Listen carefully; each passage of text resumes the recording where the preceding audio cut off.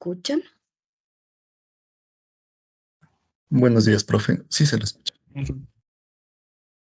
Buen día con todos. Muy bien. Entonces vamos a dar inicio a nuestra clase del día de hoy. Comparto mi pantalla. Muy bien. En la última clase hablamos de este estilo arquitectónico denominado SOA, cuyo principal objetivo era integrar aplicaciones a través de exponer servicios. Este es prácticamente para qué fue creado. Vimos que inclusive desde los servicios podíamos crear servicios que podían estar compuestos a partir de otros servicios.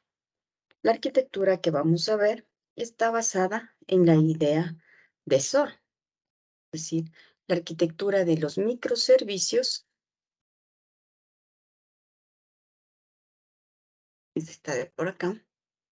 La idea que tiene es que de normal los aplicativos, por ejemplo, como la arquitectura monolítica, que son grandes aplicaciones que tienen todos implementados dentro de ellas, todos sus módulos para tener toda su funcionalidad, podría de alguna manera también exponer servicios. ¿Sí? Si juntáramos una arquitectura monolítica y a esa arquitectura le hacemos que pueda exponer servicios,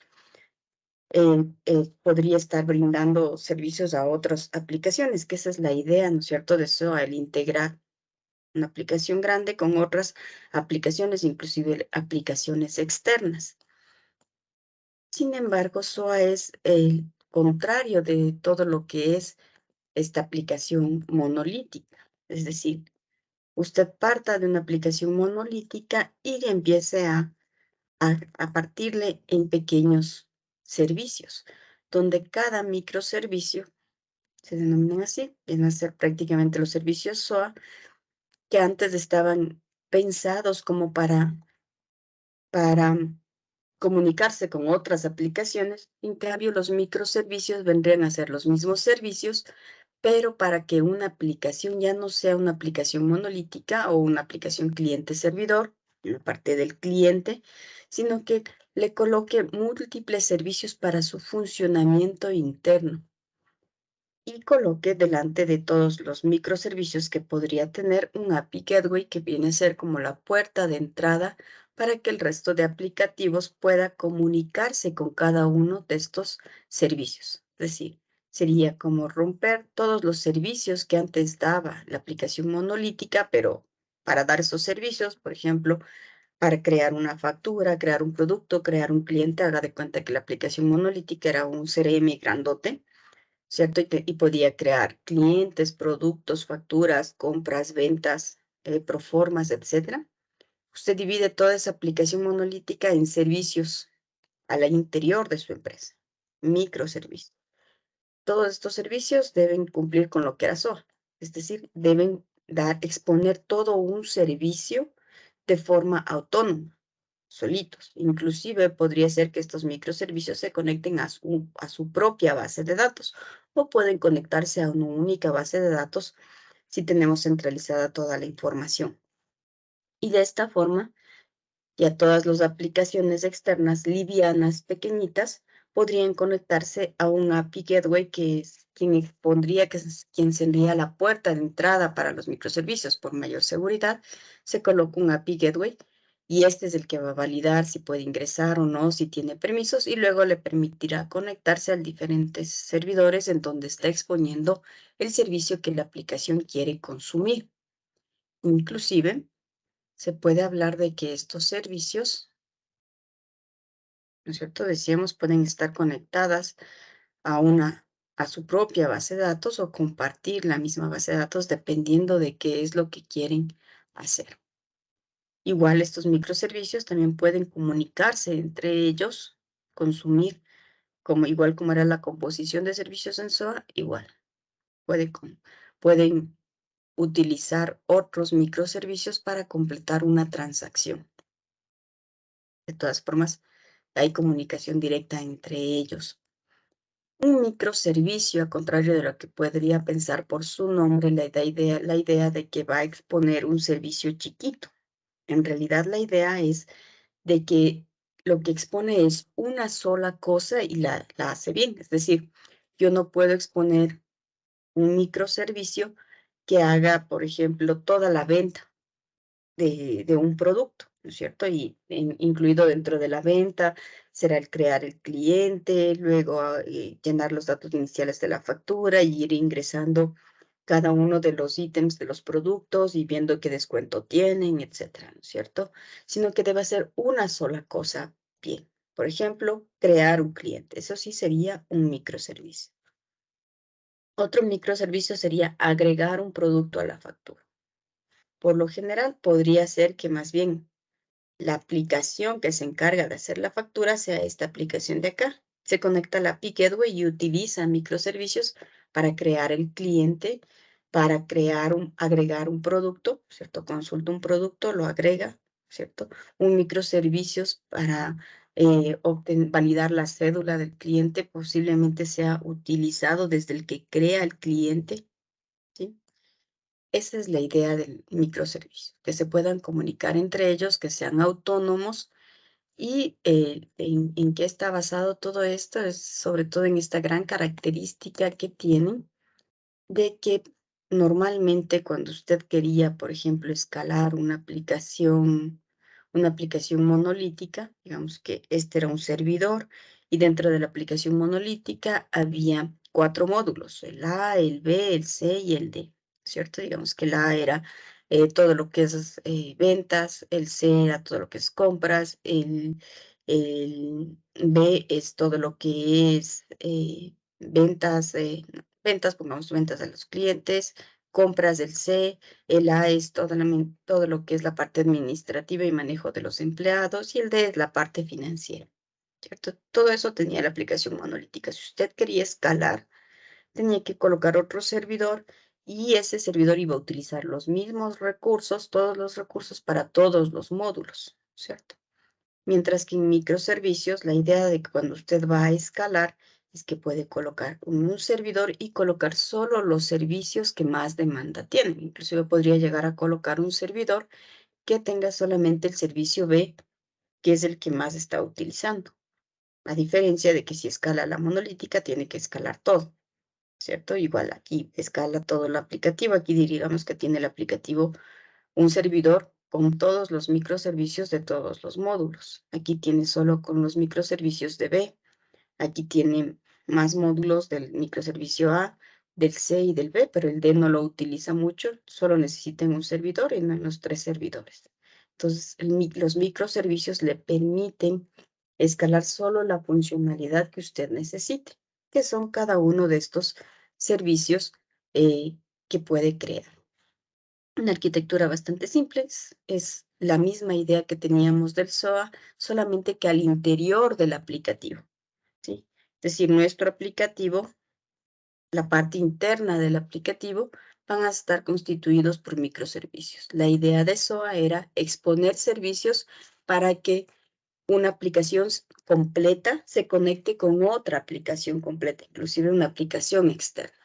El mismo concepto a través de servicios, pero a nivel interno de nuestro aplicativo. Todo nuestro aplicativo podría estar utilizando microservicios y eso nos facilitaría la parte sobre todo del escalamiento, que es de sus características principales. Entre otras características que tienen los microservicios, podemos ver que, por ejemplo, son altamente cohesivos, porque cada microservicio se enfoca en realizar una tarea en específico. Son autosuficientes, no requieren ninguna otra dependencia para funcionar, es por eso que inclusive pueden tener su propia base de datos. Evidentemente son distribuidos, ¿no es cierto? Se despliegan de forma totalmente independiente de otras aplicaciones o otros microservicios, lo que nos permite justamente el escalamiento. Deben ser completamente distribuidos. Es común que una arquitectura completa requiere de varios microservicios para ofrecer una funcionalidad de negocio completa, ¿sí? Aun cuando nosotros digamos que nuestros microservicios son autosuficientes, ya cuando estamos hablando de transacciones completas a nivel de negocio van a usar más de un microservicio para completar toda la funcionalidad, como le decía la de la factura. Crear el cliente, agregar un producto, calcular el descuento, registrar la factura al SDI, probablemente sea otro microservicio, imprimir la factura, ¿cierto? Probablemente sean cosas que se implementen a nivel de microservicios. ¿Cuál es otra característica?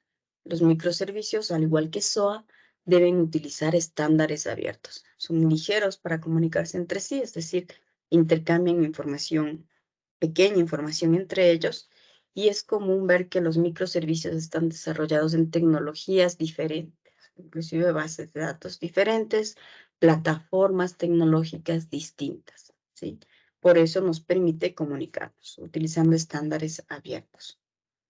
Escalabilidad. Es normal que existan múltiples instancias del microservicio funcionando al mismo tiempo para aumentar la disponibilidad, que decíamos que es la característica principal de los microservicios. Pocos recursos. Los microservicios son capaces de funcionar en hardware limitado. No requieren muchos recursos para funcionar debido a que hace una sola actividad, una sola acción, ¿no es cierto? Entonces son bastante livianos y usted podría colocar un microservicio en un hardware limitado, pero un microservicio. Si ya para completar toda la transacción necesita de más servidores en donde están los diferentes microservicios, eso es muy distinto. Pero por el tamaño de cada microservicio, se dice que puede utilizar pocos recursos. Ya sumando los recursos de todos los microservicios será similar a los recursos que utilice cualquier otro tipo de arquitectura.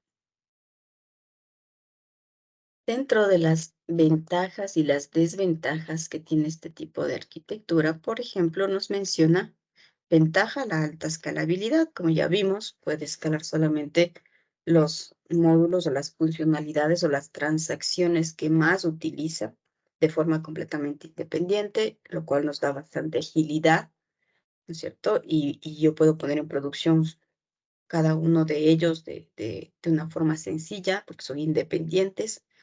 Por eso la facilidad del despliegue también es una ventaja. El mismo hecho de que sean independientes hace que el poder hacer la testeabilidad, hacer las pruebas de control de calidad, sea también una de las ventajas. Como son independientes, puedo probarlos de forma independiente. Facilita el desarrollo también porque yo puedo poner a múltiples personas a desarrollar diferentes microservicios, porque cada microservicio es tan chiquito que no va a colocar a 2 desarrolladores a hacer un microservicio, ¿cierto? Sino que colocará un microservicio por cada desarrollador, inclusive un desarrollador que puede tener 5 o 6 microservicios a desarrollar, lo cual facilita el desarrollo para que pueda desarrollar en equipos de desarrolladores que puedan hacer el código en forma paralela. Reusabilidad, como cada microservicio puede ser reutilizado, ya sea por una aplicación externa o una aplicación que va a hacer una transacción final a nivel de negocio, también pueden ser reutilizados por otro microservicio, lo que significa que puede reutilizar muchísimo. Las posibilidades de reutilización de código son bastante altas. Interoperabilidad, como usan cada microservicio, utiliza estándares abiertos, pues eso nos permite operar entre distintas tecnologías sin ningún inconveniente. Las desventajas, el performance, sabemos que cada vez que usted coloca un microservicio en un servidor distintos por los tiempos de latencia que tiene la red, el performance será considerada una de las desventajas, al igual como era en SOA, ¿cierto? Podemos tener múltiples puntos de falla también, porque cada microservicio puede estar instalado en un servidor distinto y eso hace que tenga muchos puntos de falla. ¿Sí? La trazabilidad de una transacción va a ser también difícil de seguirle, porque cada microservicio hace una partecita, y para ver toda una transacción como la de la factura, ya tiene que saltar a varios servidores, varios microservicios y ver cuál es la trazabilidad de la transacción. Ya es una desventaja. Y se dice que cuando se quiere ya desarrollar en estas tecnologías, tanto SOA como microservicios, el equipo de desarrollo ya debe tener una madurez, algo de experiencia para poder implementar este tipo de tecnología. Por lo general, se dice que una empresa no nace como o una empresa grande no nace con un sistema que sea un microservicio. Se puede decir que la idea inicial es que nazca con un aplicativo que sea monolítica, o yo diría más bien más que monolítica, un cliente servidor. Podría ser la aplicación base. Y después de que ya el equipo de desarrollo conoce bien el negocio y conoce cómo funciona cada una de las transacciones, se puede pensar en irle sustituyendo esa aplicación monolítica o cliente servidor por una aplicación basada en microservicios.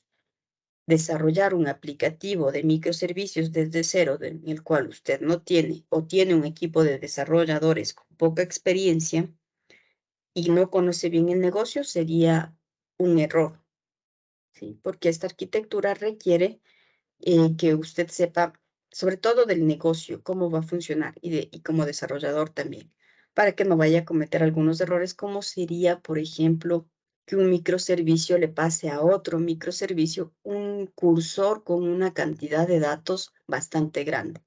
Eso haría que su performance sea aún más bajo, porque está transmitiendo muchísima información de un microservicio a otro. Por eso se dice que debe haber madurez en el equipo de desarrollo, para entender que un microservicio debería transmitir información de un servicio a otro, pero poca información. ¿Sí? Que sean pocos bits los que estén transmitiéndose a través de la red, justamente por la latencia de la red y porque el performance queremos que no se vea muy afectado. A esto se refiere con madurez del equipo.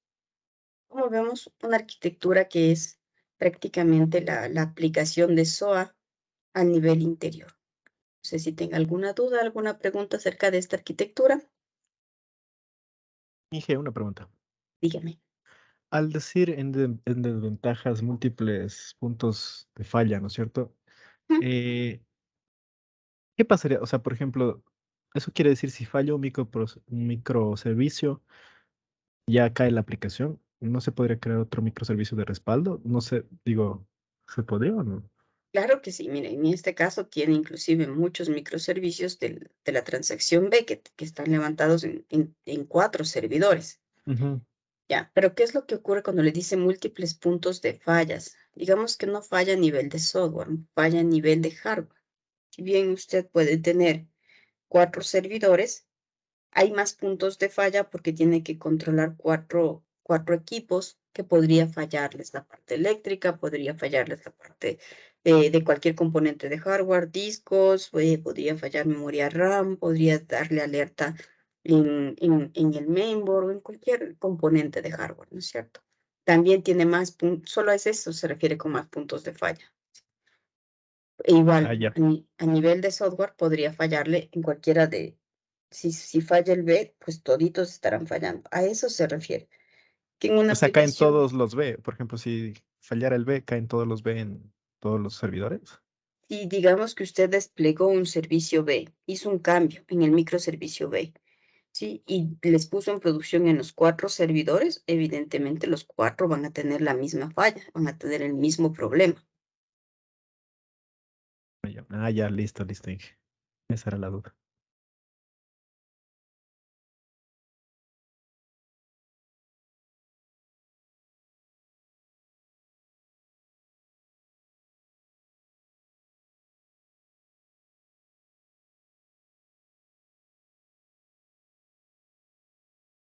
John Enrique, ¿es cierto?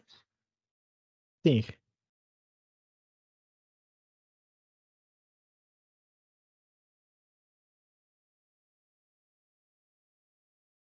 ¿Alguien, alguna otra duda, algún comentario adicional? ¿No? Entonces pasemos a una arquitectura que sería el siguiente paso de lo que son los microservicios, luego de SOA, a una arquitectura llamada REST.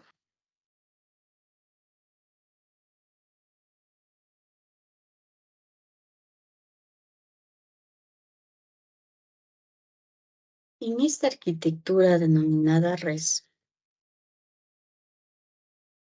¿cierto? Más que ser una arquitectura, REST lo que nos dice es que es un conjunto de restricciones arquitectónicas que se pueden aplicar a todo lo que son los microservicios o a todo lo que es SOA, ¿no es cierto? Está basado en SOA, de hecho. Pero REST nos da algunas restricciones para hacer que las cosas sean un poco más estandarizadas, ¿cierto? Y que de hecho REST es uno de los conceptos más utilizados por los frameworks a los cuales usted luego va a utilizar para crear aplicaciones no desde cero, ¿no es cierto? Sino ya utilizar aplicativos que ya existen. Y a esos poderles customizar de acuerdo a lo que quiere el usuario. Entonces REST nos proporciona eso. Un conjunto de restricciones arquitectónicas que se aplican como un todo, enfatizan siempre la escalabilidad, porque está basado en lo que es SOA, y para la interacción de los diferentes componentes, generalidad en las interfaces, y la implementación es independiente de los componentes, y existen componentes intermedios para reducir la latencia de la interacción, reforzar la seguridad y encapsular los sistemas heredados, nos dice. Todo eso es el objetivo de REST. Usted va a ver que no hay nada nuevo detrás de REST que no haya visto dentro de lo que es SOA, al igual como fue microservicios. Hablemos de que cuando nosotros queríamos comunicarnos al inicio, digamos, no nació. Al inicio nosotros nos queríamos comunicar entre un cliente y un servidor y había un medio de comunicación. Luego, cuando esto se fue hacia el web, ¿no es cierto? La forma de comunicarnos entre el cliente y el servidor era a través de mensajes y el protocolo típico de comunicación es HTTP. No es el único protocolo de comunicación. Cuando estamos en el web, evidentemente es a través de HTTP y el servidor ya se convierte en un servidor web que va a exponer servicios, ¿no es cierto? Y el cliente se conecta enviando mensajes y le respondemos mensajes. Esa es la forma de comunicación básica que existe cuando ya estamos en el web. ¿Qué ocurre cuando yo quiero comunicarme a través de, digamos que la forma natural de comunicarme, cómo viajaban los datos antiguamente era, vamos a comunicarnos desde el cliente hacia el servidor web, y el cliente evidentemente es un browser. Y entonces nosotros hacíamos un request, desde el browser se hacía un request y en el servidor se procesaban los datos que necesitaba, posiblemente tomando información de una base de datos. Y aquí mismo armábamos el código HTML que se necesitaba. Y se hacía un response de ese código HTML, de forma que el browser lo único que hacía era leer el HTML y mostrarlo al usuario. Así funcionaba el REST inicial. Este REST luego ya fue evolucionando a que ya no se haga el procesamiento del lado del servidor, porque evidentemente si su cliente es un browser, le conviene que en el response le mande un HTML. Pero digamos que no, el cliente no es un browser, el cliente ya es un aplicativo, probablemente un aplicativo móvil o un aplicativo cliente que que se ejecuta en modo Windows, por ejemplo.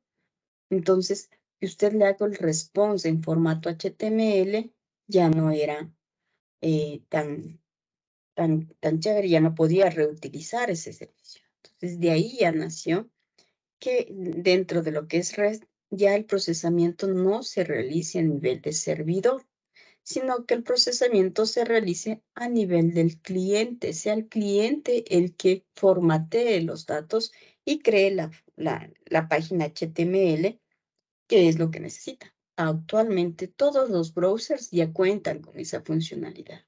Ya el browser ya no necesita que le mande la página HTML lista para visualizar, sino que el browser ya tiene la funcionalidad para procesar los datos que le llegan en un formato diferente. En este caso ya le va a llegar en un formato JSON, por ejemplo, y ese es el concepto del REST. Es decir, que un cliente le haga un request, el servidor obtiene los datos de la base de datos, los formatea de alguna manera, pero los datos, es decir, no junta con código HTML, y esos datos ya formateados van a viajar a través de la red, es cierto?, en un response, pero con un formato JSON, por ejemplo.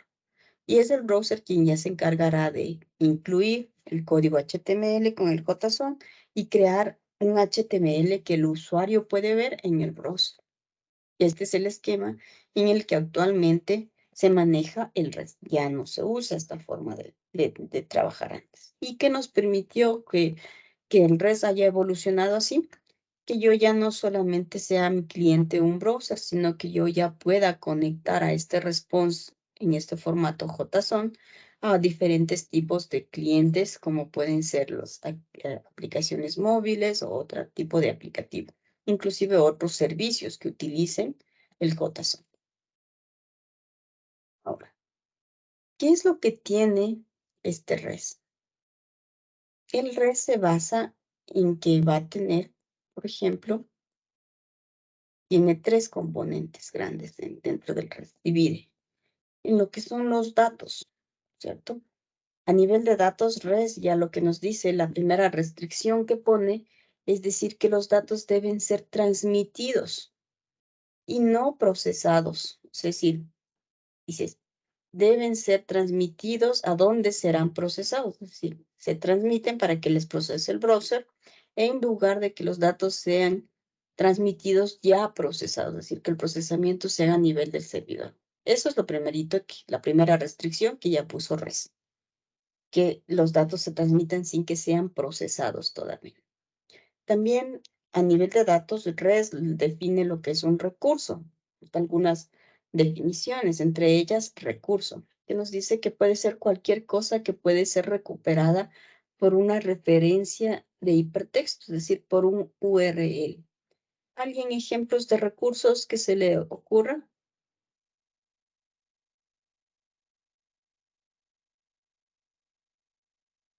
¿No han intentado nunca hacer una aplicación web?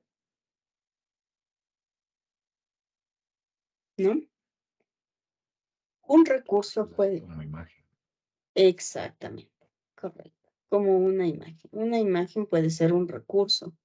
Si usted almacena dentro de su servidor web una carpeta IMG y dentro de IMG pone diferentes nombres de las imágenes y desde su página HTML lo que hace es llamar a esa imagen a través de una dirección y esa dirección es justamente una URL. Y así usted puede obtener ese recurso para que se visualice en su página. Eso es a lo que denomina recurso. Pero no solamente a imágenes o archivos, sino también puede denominar a recurso, por ejemplo, un cliente, también puede ser un recurso, una factura puede ser un recurso. ¿Bien? Los recursos pueden tener diferentes representaciones, ¿no? Cuando hablamos de factura, también yo puedo transmitir ese dato en diferentes formatos. Básicamente es lo que nos está diciendo. ¿En qué formatos nomás podría yo transmitir los datos de una factura? En formato XML, en formato JSON. Podría transmitir también en formato TXT, aunque no es usado. JSON y XML son los formatos más utilizados para transmitir esos datos. Y entonces, REST nos dice que un recurso puede tener muchas representaciones. Sigue siendo el mismo recurso. Y también nos dice que la representación de estos datos tiene datos y metadatos que describen los datos. Es decir, los datos, evidentemente, por ejemplo, una factura de los datos nos va a venir probablemente el nombre, el número de factura, la fecha, el cliente, el RUC, el valor total, el valor del IVA, el valor sin IVA, etcétera, ¿no es cierto? Todos esos son los datos. Y los metadatos vienen a ser algo así como una construcción llave-valor, se dice.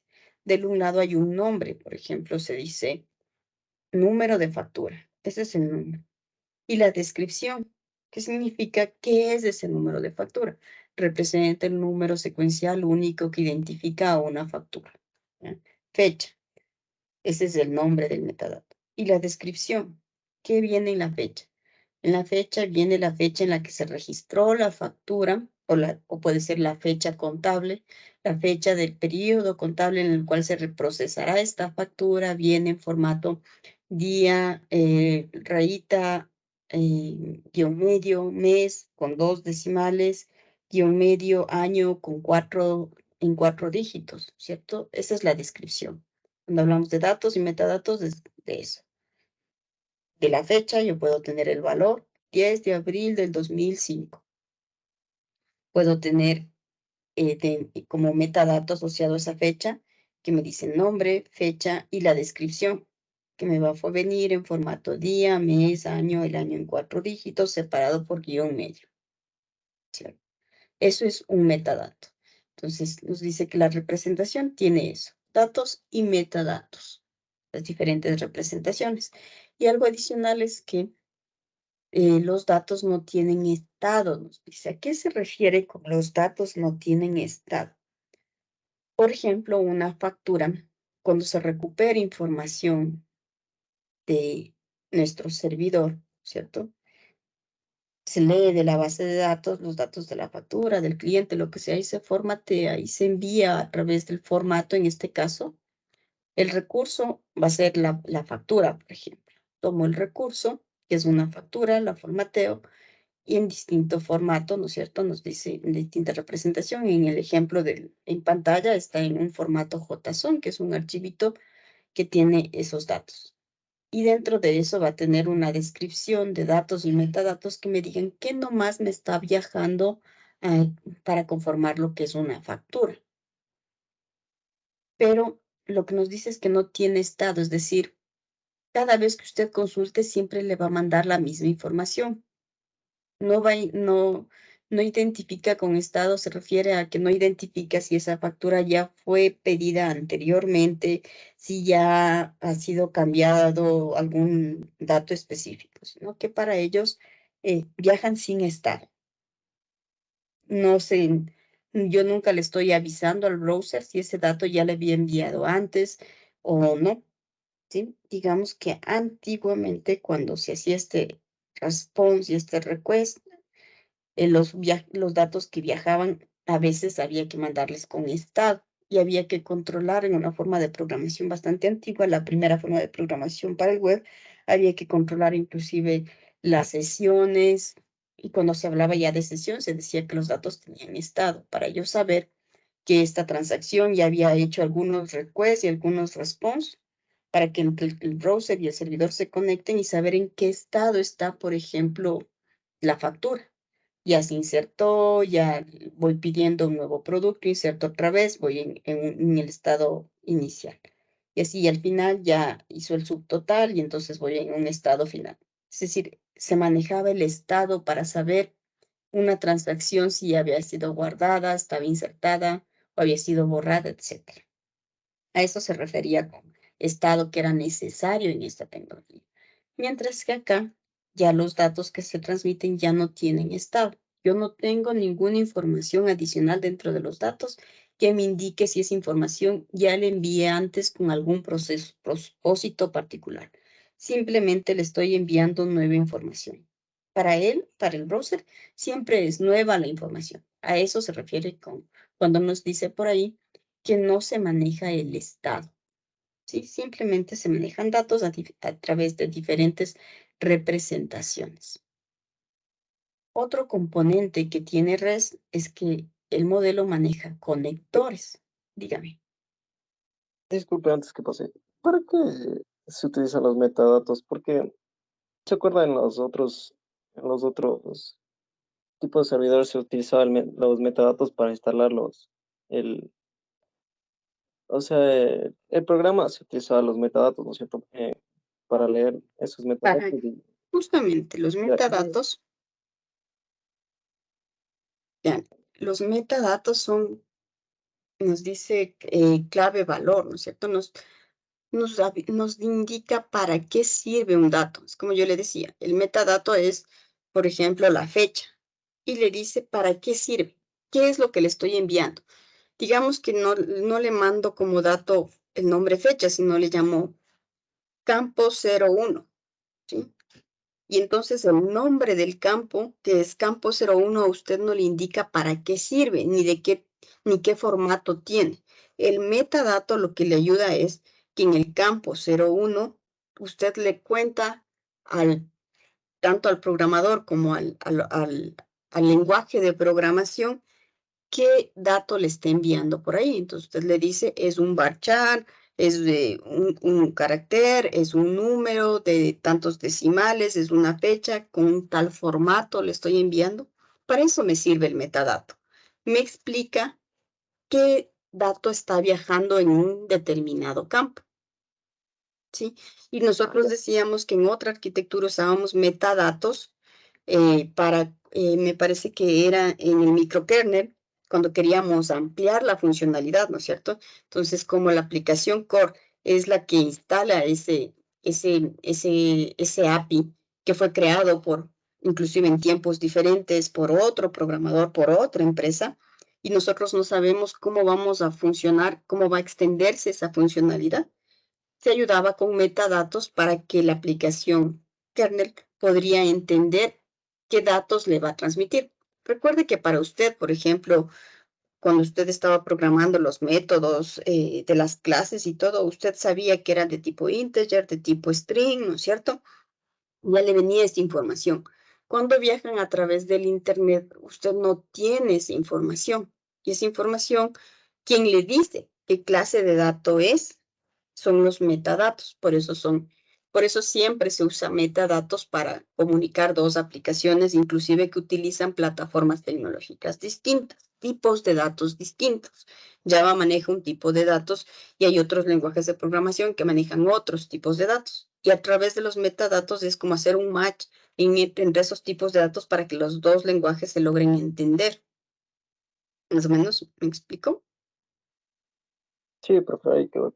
Disculpe, ingeniera. Gracias. Entonces, al final solo es una descripción del dato, pero no podemos ingresar, como usted dice, el formato del dato o el archivo, por así decirlo. Solo es una descripción breve. Y digamos que los metadatos se generan automáticamente por el lenguaje de programación. No es algo que usted tenga que generar manualmente. Es el lenguaje de programación el que genera el metadato automáticamente.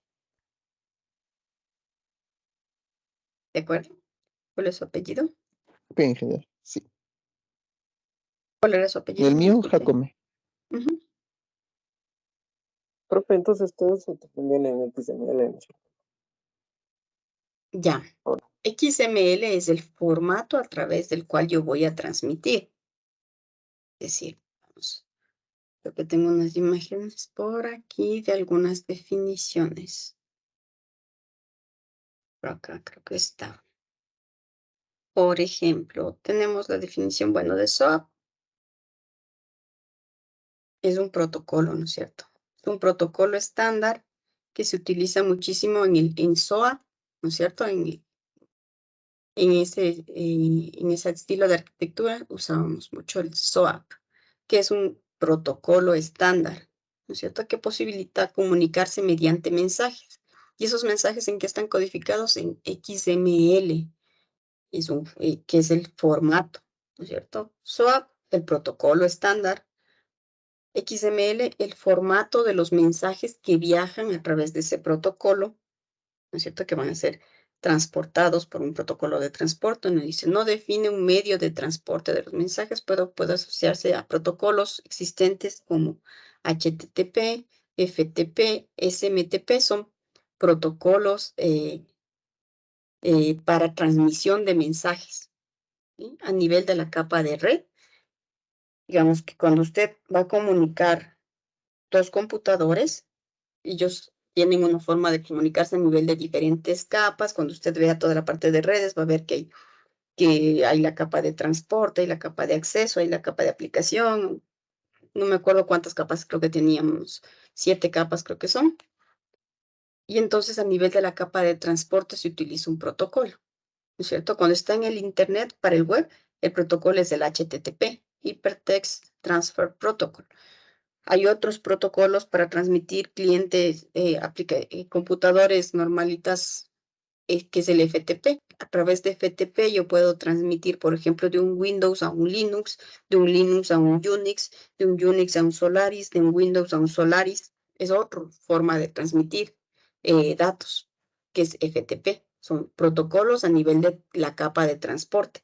SMTP, que sirve para transmitir, por ejemplo, el mail, ¿no es cierto? Fue creado con ese propósito, pero es un protocolo que me sirve también para transmitir datos a nivel de capa de transporte de diferentes formas. Digamos, HTTP utiliza una forma de transmitir, FTP, SMTP usan diferentes formas para transmitir, pero son protocolos a nivel de la capa de transporte. ¿Ya? SOAP, un protocolo, en cambio, un poco más alto, no es a nivel de transporte, sino que es un protocolo estándar para transmitir a nivel de web, a nivel de Internet. Y lo que transmite mensajes en formato XML. ¿Y con qué protocolo a nivel de capa de transporte? HTTP, FTP o SMTP.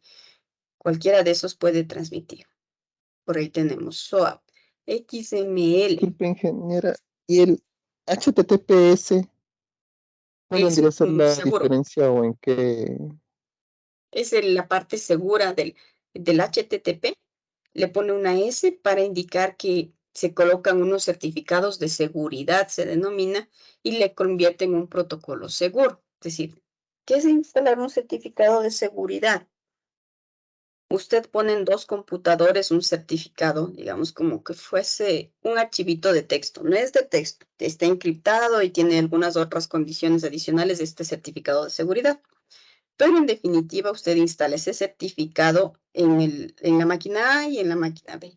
Y las dos, lo primerito que hacen antes de empezar a comunicarse es verificar que la máquina A tiene el mismo certificado de seguridad que la máquina B. Y entonces dice, tú sí eres quien dice ser, y entonces sí me empiezo a comunicar a través de HTTP. Eso por lo general utilizan los bancos. Cuando quieren verificar que su servidor web, que es el que está en la capa más externa, se comunica con su servidor de aplicación y ese se comunica con su servidor de base de datos, colocan certificados de seguridad y ellos están transmitiendo a través de HTTPS, que es el mismo HTTP, pero seguro, con certificados de seguridad. ¿Bien? Porque si no, yo puedo colocar, los hackers, de hecho, colocan servidores parecidos, ¿no es cierto? Y le dice, un hacker puede modificar para que la dirección del servidor, le estoy diciendo, le modifico mi mensaje que estoy transmitiendo, dentro de uno de los campos del mensaje dice quién es el origen y quién es el destino, y en origen pongo Banco de Pichincha, ¿bien? Y un hacker puede modificar ese mensaje y cambiar para que el origen no sea el real, no es Banco del Pichincha servidor 5, sino pone cualquier otra cosa, ¿sí? Cuando no hay certificados de seguridad, es fácil que un hacker pueda hacerse pasar por un servidor que no es. ¿Ya? Eso es HTTPS, igual. El FTPS es igualito. El protocolo FTP agregado certificados de seguridad para que sean seguros. Esa sería la diferencia. Y el XML, en cambio, es un lenguaje extensible de marcado. Es un metalenguaje usado para describir otros lenguajes, que nos permite definir lenguajes de marcado adaptados o enfocados a usos concretos. Los archivos de este tipo vendrán con una extensión .xml y con un tipo MIME, que es un estándar para intercambio de todo tipo de archivos a través del Internet. Ahí está la definición de un XML. Veamos un ejemplo de XML.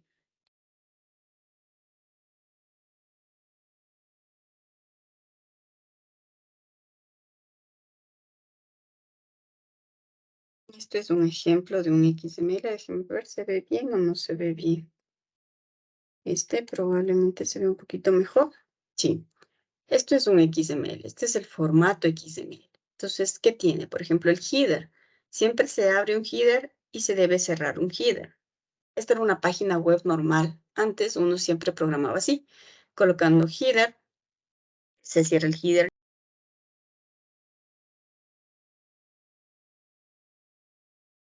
Y digamos que dentro del header usted decía los diferentes datos, accounting entity y el valor. Y se abría el accounting entity y se cerraba el accounting entity. El cliente, las copias, etc. Todos los datos iban así. Entonces, esa era la forma de transmitir los datos. Haga de cuenta que usted quiere colocar aquí los datos del cliente, los datos de la factura. tenía que transmitir con este tipo de marcado. Aquí dice el mensaje, la fecha, el log, la fecha, el mensaje tiene un ID 1, dentro del mensaje tengo un participante y tiene un ID tanto, un texto que diga hi, un time que tenga este valor, cierra el mensaje, finalizó el mensaje, este es otro mensaje con ID 2, ¿sí? Esto es XML, un formato que utiliza la mayoría de aplicaciones ya para programar para el web, para utilizar SOAP, microservicios, REST, todos utilizan este tipo de lenguaje, XML, y es un estándar, que le dice que donde abre ya no me acuerdo cómo se llamaban estos, pero donde abre uno de estos tipos, como una llavecita, un text, tiene que cerrar, finalizar así. Un time tiene que cerrar. Si abre este cierra acá, eso es lo que le indica dónde está cerrando. Todo lo que está dentro es lo que contiene el mensaje. ¿Sí? Y estos tags se llaman. Este tag puede tener un ID único para identificarle de forma única y cuando usted está programando, llama, por ejemplo, al participante con ID y automáticamente lo que está haciendo referencia es a este registro. Ese es XML. Un formato estándar y por lo general para transmitir datos de un lado al otro se utiliza XML, ese formato. De ahí también tenemos otro, déjenme ver, creo que tenemos la definición de un JSON, que también es otro estándar. Similar al XML, pero el JSON fue creado por Java y JavaScript puede ser utilizado por la mayoría digamos que usted está usando aplicativos desarrollados en Java o todo lo que tiene que ver con Java como Oracle y etcétera. Ellos transmiten los datos en un formato .json, que es similar al XML, pero un poquito más fácil de entender que el XML. Es más pesado, dice. Los archivos suelen ser más largos del XML. Veamos un formato JSON. Son parecidos, pero el JSON fue creado por Java. Veamos, este es el JSON. ¿Sí? Entonces le dice rating, abre llavecitas y le dice max, número tal. ¿Sí? Estos archivos suelen ser más chiquitos. Como usted ve, no tiene que utilizar tantos tags para abrir. Abrimos el tag de max, cerramos el tag de max, en el medio va el 10, num rating, ¿no es cierto? Esa sería la diferencia, pero digamos que el objetivo del JSON y del XML era lo mismo, transmitir información. El JSON utiliza un formato distinto, creado por Java, muy utilizado por todos los aplicativos que están basados en Java, y el XML, también JSON se convirtió en un estándar debido a la gran cantidad de uso que tiene. Y el XML es uno más estándar, pero es un poco más pesado. Los archivos XML son más grandes para transmitir, los archivos JSON son más pequeñitos y por tanto son más rápidos de transmitir. Pero los dos tienen la misma funcionalidad, transmitir datos en un formato específico, de forma que los aplicativos puedan tomar esos datos y saber de qué le está hablando. Saber que esto es una ciudad llamada Belo Horizonte. Saber que aquí hay un servicio llamado correos, etc. ¿Sí? Esto sería la diferencia entre el XML y el JSON.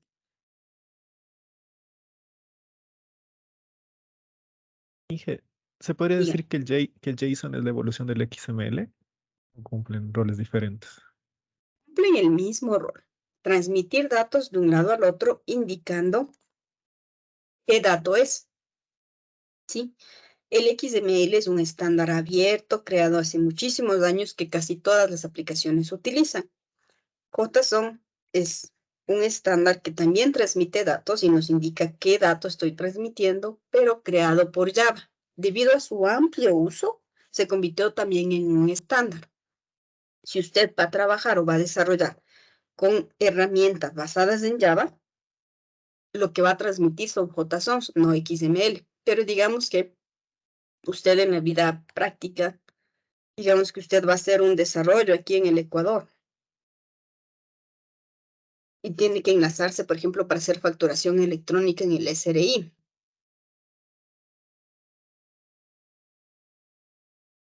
El SRI lo que utiliza para que usted envíe los comprobantes electrónicos es formato XML, que es el estándar más abierto que existe. Así su aplicativo esté hecho en Java, usted tiene que formatear los datos para comunicarse con el SRI a un formato XML, que es el estándar abierto.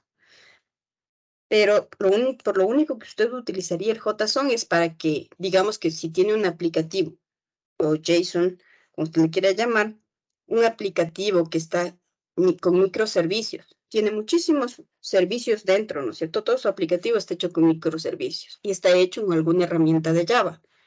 Lo que va a transmitir de un microservicio a otro, lo que va a viajar a través de la red, van a ser archivitos con formato JSON. Solo cuando usted ya no esté, porque eso es nativo para Java.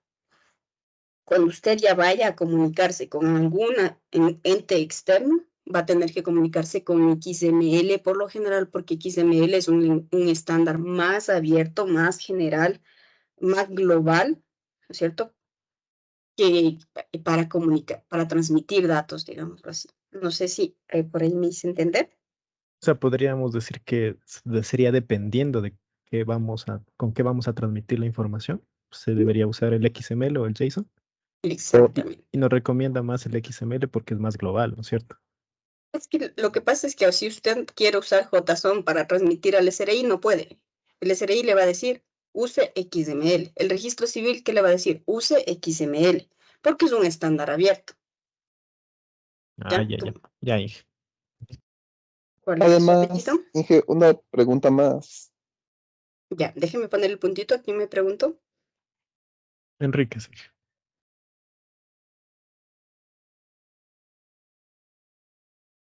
Muy bien, ¿alguien más le debía puntito? ¿No? Yo pregunté si venían todos en XML. Ya, dígame su apellido. Grande.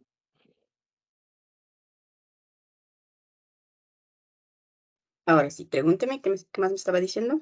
Ya, yo le quería preguntar que JSON justamente es más fácil de leer y comprender, pero al final también termina siendo más peligroso en el sentido de seguridad, o es que ya en el código de Java uno se le puede estar encriptando igual.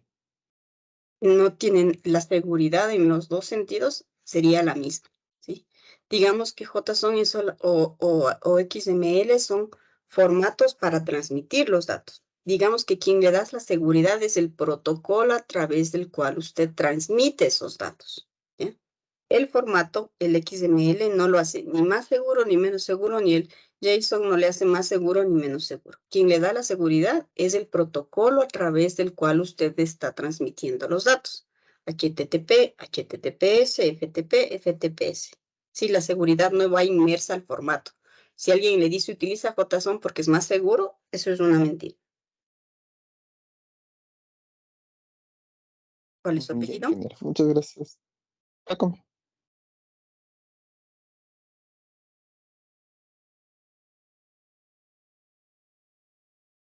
Ya. ¿Alguien más? ¿Alguna pregunta?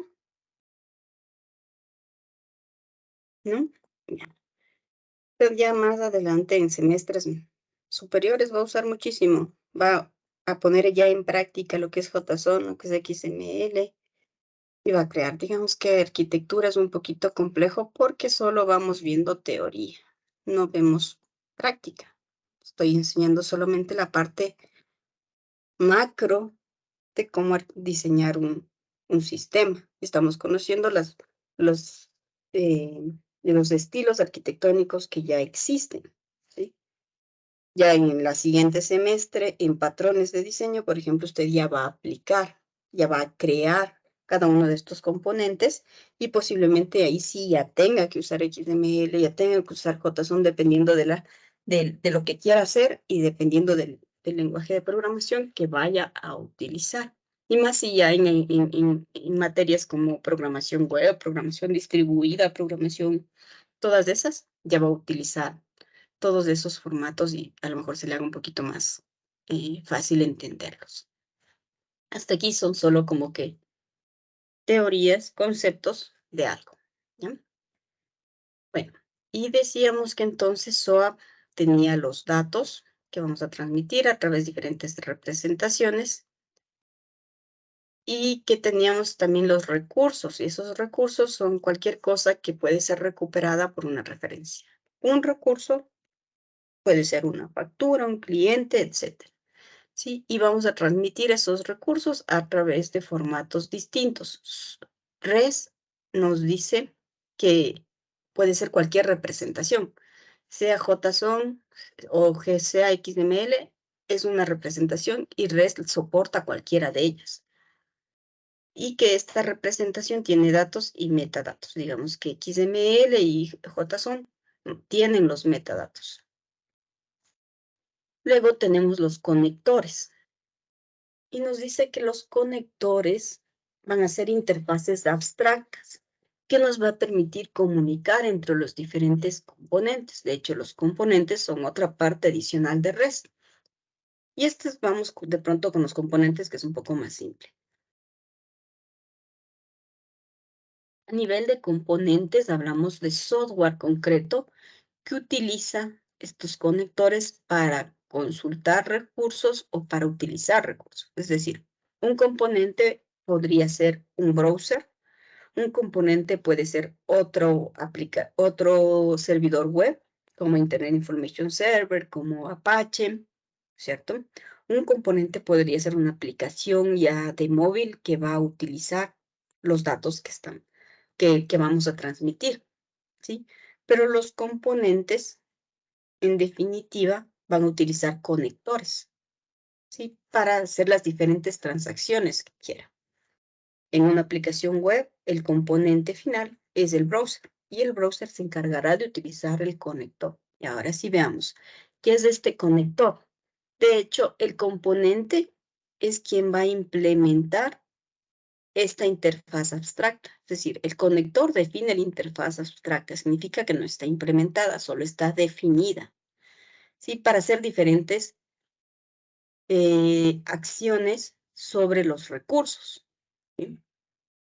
Pero están solamente definidas, por eso son abstractas. Y es el componente quien implementa esa interfaz, quien hace ya la funcionalidad para ejecutar esa acción sobre ese recurso. ¿Sí? Digamos que dentro de los conectores hay conectores clientes, que son los que inician la comunicación y envían una solicitud al servidor.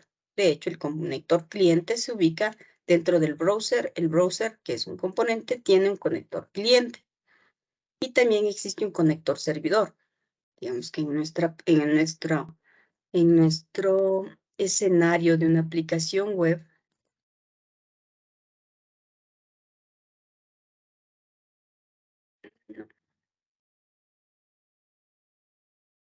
en nuestro escenario de nuestra aplicación web,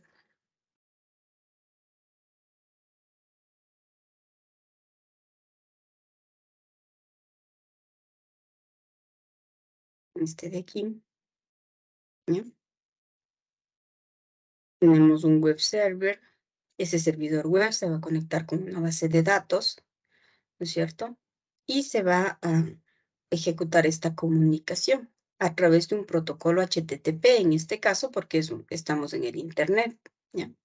Si no fuese una aplicación que está en el Internet, REST también puede ser utilizado por, como decíamos, como protocolos como el FTP o como el SMTP, entre los protocolos que puede ser usado. Y puede transmitir en formato XML o JSON. Y entonces, decíamos que tiene diferentes componentes. Y un componente puede ser un browser o puede ser otro aplicativo. ¿Ya? Y los conectores van a estar definiendo una interfaz abstracta. Y el conector puede estar un conector cliente puede estar dentro del browser, dentro del componente cliente, ¿no es cierto? Y es el que inicia la comunicación. Y en el web server va a haber un conector servidor. y ese conector servidor se va a encargar de escuchar las peticiones de los clientes y responder a las solicitudes para dar acceso a los servicios. También existe un conector de caché, que es otro tipo de conector. Ese conector de caché por lo general está en el cliente. Los browsers ahora ya tienen conectores de caché. ¿Qué significa un conector de caché? Es un conector el cual almacena respuestas que ya se han realizado para reutilizarlas en el futuro. Haga de cuenta que desde el cliente usted hizo una consulta de todas las facturas que tiene. Entonces, el conector cliente inició el HTTP request hacia el servidor web. En el servidor web está el conector servidor. Quien lee esa petición va a consultar la base de datos, formatea la información y luego puede hacer el response, enviándole al cliente o a cualquier otro cliente los datos que estamos transmitiendo ya formateados. Y el caché, digamos que hay un componente caché a nivel de cliente que lo que puede hacer es almacenar localmente en el browser esa información. De forma que si vuelvo a preguntar por otro cliente, lo puedo reutilizar sin viajar hasta el servidor. Esa es una tecnología ya muy utilizada en la actualidad. De hecho, por ejemplo, si nosotros abrimos el modo desarrollador,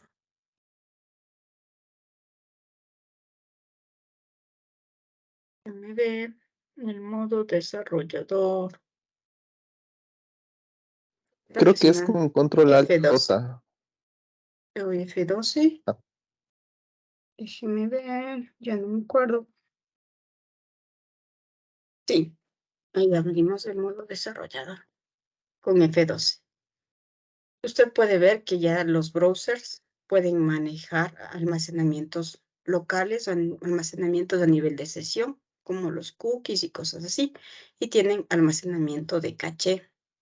¿Sí? Digamos que ahora la nueva tecnología cuando usted desarrolla para el web es que si usted, por ejemplo, hace una consulta de todas las facturas, le devuelven 100 facturas, pero las 100 no las puede mostrar en el browser. Entonces usted coloca las 10 primeras y pone en el navegador con flechitas. Las 10 siguientes, las 10 siguientes. Cada vez que usted hace clic en el siguiente, digamos, entremos a un sitio como Amazon.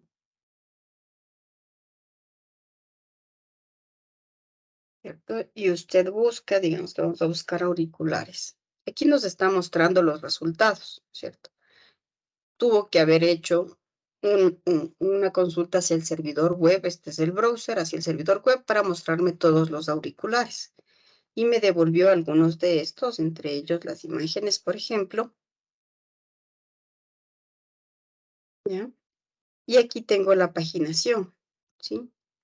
Cada vez que yo hago clic al 2, la tecnología actual lo que le dice es no viaje al servidor de nuevo a hacer la consulta y que le mande los siguientes 20 o los siguientes 30, sino que se almacena en el browser. La primera vez que yo consulté, se almacenó en el browser toditos los 100.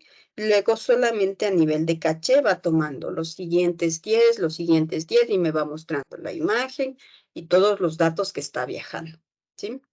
Digamos que para eso nos sirve el componente nivel de caché, que lo único que hace es para poder reutilizar sin que tenga que viajar. Hay veces que el caché se implementa a nivel de browser, como en este caso, o hay veces que el caché también puede ser implementado a nivel de servidor. Significa que el componente en el web server, antes de irse a la base de datos a consultar nuevamente todos los registros, lo que hace es preguntar si en su caché ya existe esa consulta y responde de una sin irse a la base de datos. Entonces, teníamos 3 componentes, a nivel de cliente, a nivel de servidor y el componente de caché, que puede estar ubicado a nivel del cliente o a nivel del servidor. En un escenario como este de una comunicación web, el cliente es un browser y el servidor es un servidor web, como Internet Information Server o como Apache. ¿De acuerdo? Y entonces esos son los tipos de componentes. Y eso es lo que tiene prácticamente el estándar REST. que es este conjunto de restricciones, ¿sí?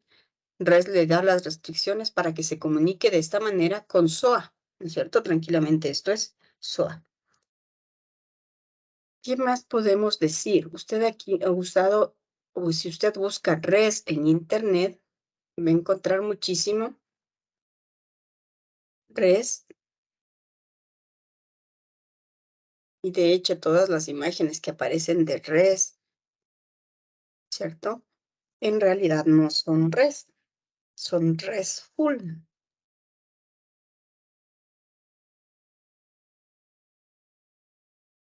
Por ejemplo, esta de aquí, ¿no es cierto? Le dice API REST y que tiene un HTTP y le habla de un conjunto de, inclusive nos habla de un conjunto de transacciones que puede hacer con un cliente REST y un servidor REST, ¿cierto? Y esas transacciones se suelen denominar un CRUD, que es crear, recuperar, actualizar el update y borrar el delete, ¿cierto?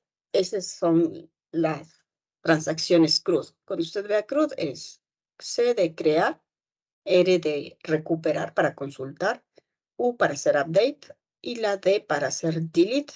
Eso es un CRUD. Pero más allá de eso, mire, si usted ve aquí, también le dice el REST.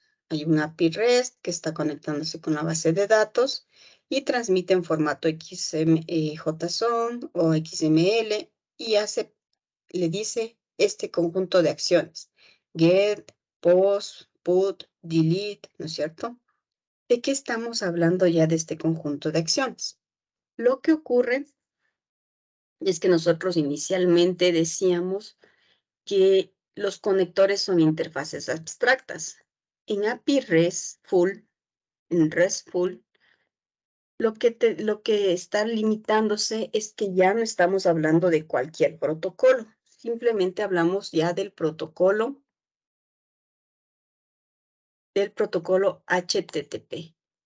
Es decir, RESTful es lo mismo que REST, pero limitándole a como protocolo únicamente HTTP. ¿Sí? Y como formato de salida le limita al XML o al JSON. Y adicional le dice que las interfaces, las acciones que antes decíamos que eran interfaces abstractas en REST, puede llamarse de cualquier forma y usted puede crear tantas interfaces abstractas como necesite. ¿Sí? Cuando usa RESTful, tiene que utilizar estos nombres. El post, el get, el put y el delete sobre cualquier recurso, como por ejemplo en este caso el recurso compra, ¿sí? Ya se utiliza estos métodos y estos métodos usted no tiene que implementar porque los browsers ya tienen implementados estos métodos, ¿sí? Esta sería la diferencia entre REST y RESTful, que ya estamos limitados únicamente al protocolo HTTP y que los conectores son únicamente los conectores CRUD, que vienen a ser los que hacen la inserción, la consulta, la actualización y el borrado. ¿Por qué? Porque el browser ya tiene implementados estos métodos. ¿Sí? Están definidos los métodos abstractos y el browser ya tiene implementado el funcionamiento de esos métodos. Y entonces la transmisión que se hace por aquí con el RESTful ya son solamente de estas acciones, que son las básicas y son las que usted más necesita. Por eso el RESTful es muy utilizado y mucha gente suele confundir REST con RESTful, ¿cierto? Porque el REST es más abierto, como decíamos, a cualquier protocolo. Mire, aquí le dice API REST arquitectura. En realidad, este es un RESTful API arquitectura, porque está implementando únicamente estos métodos. Y está viajando a través del protocolo HTTP y utiliza formato JSON y XML exclusivamente. El REST es más abierto.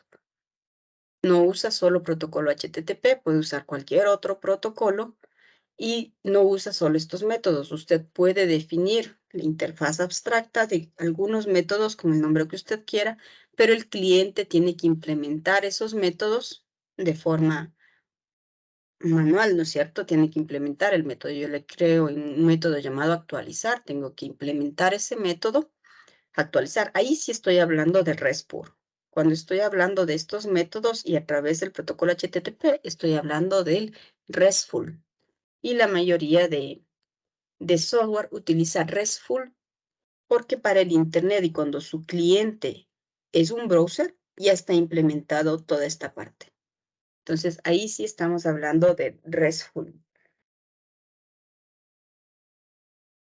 Por ejemplo, aquí también nos dice API REST, un servidor que tiene este lenguaje, el cliente que es un browser Mozilla y tiene estos métodos, pero son los métodos del RESTful.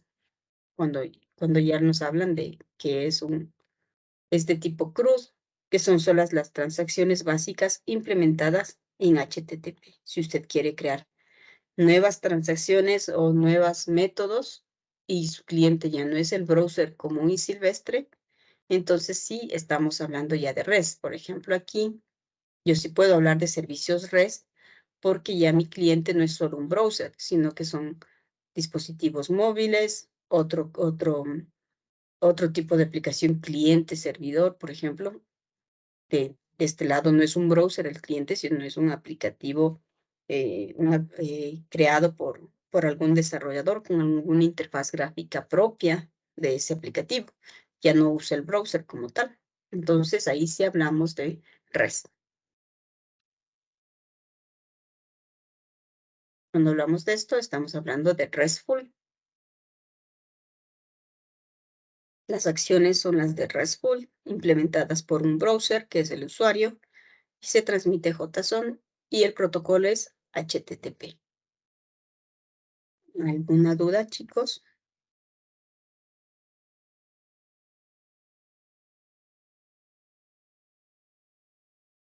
¿No?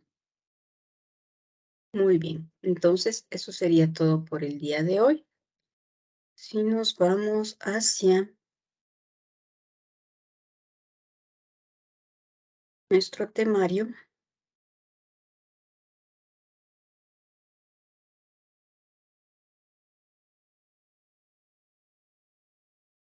veamos qué nos falta ya para terminar la unidad número 3. Los básicos ya vimos, ya tomamos pruebita. SOA ya vimos, microservicios ya vimos. EDA ya vimos. REST ya vimos hoy. Nos falta combinando estilos arquitectónicos y un producto, varios estilos para terminar ya nuestra unidad número 3. Esta unidad fue bastante cortita y luego ya iremos al desarrollo de una arquitectura como tal para ya utilizar todos los estilos que hemos aprendido.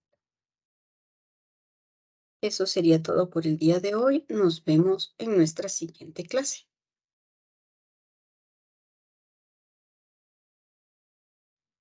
Gracias, profe. Hasta luego. Hasta luego. Hasta luego. Muchas Hasta gracias. luego Hasta con luego, todos. chef. Hasta luego.